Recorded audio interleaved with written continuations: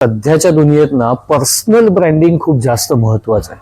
बऱ्याचदा असं होतं की आपण अनेक लोकांना ओळखत असतो आणि अनेक लोक आपल्याला ओळखत असतात, पण या कुठल्याही ओळखीचा या कुठल्याही रिलेशन्सचा फायदा आपण आपल्या बिझनेससाठी करत नसतो. आता ह्याच्यात प्रॉब्लेम काय होतो सांगतो. जेव्हा आपण स्वतःची ओळख करून देतो ना, तेव्हा फक्त आपण नाव, आपण काय करतो काय नाही एवढंच सगळं सांगतो. पण तुम्हाला जर का खरंच स्वतःचा पर्सनल ब्रँड बनवायचा असेल तर 3 पद्धती तुम्हाला अवलंबाव्या लागतील, ज्या तुम्हाला तुमच्या इंट्रोडक्शन मधनं समोरच्या माणसाला कन्व्हे करायचे. पहिली गोष्ट म्हणजे तुम्ही त्याचं कुठलं काम करून त्याचा फायदा करून देऊ शकता. दुसरी गोष्ट, तुमच्याकडे कुठलं स्किल आहे ज्याच्यामुळे त्या व्यक्तीचा फायदा होऊ शकतो.